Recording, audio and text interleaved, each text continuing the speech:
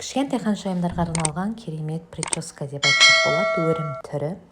Шашты осылай төртке бөліп аламыз. Бірінші ортасынан, сонымен оның өзін екіге бөлеміз. Маңдай жақ бөлікті осылай шашты айналдыру арқылы өріп шығамыз. Каждый шашты алған сайын шашпен қосып айналдырып отырамыз. Айналдыру реті тек қана бір жаққа қарай жүреді. Екеуін айналдыра отырып, осылай майда шаштарды қосып отырамыз.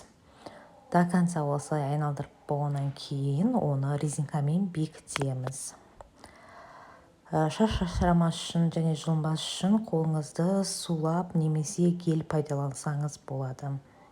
Шаш жинақы әдемі көрінеді сонда. Осылай до конца айналдырып аламыз. Оны резинкамен әдемілеп бекітеміз. Екінші мына қатарда тұрған розовый резинкамен тұрған шашты аламыз да, оны өреміз. Яғни жабыстырып өріп шашамыз. Оны да осылай до конца өреміз де, екеуін бірге әдемілеп резинкамен бекітеміз.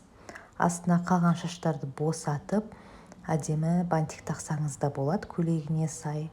Екінші жақты да тура осылай әдемі қып, алдын жағын айналдырып шығамыз, арт жағын осылай өріп шығамыз. Сонда міне мынандай әдемі, керемет, өрім, прическа десек те болады ханшайымдарға. Күшті болып шығады. Сіздерден подписка, лайк болсын.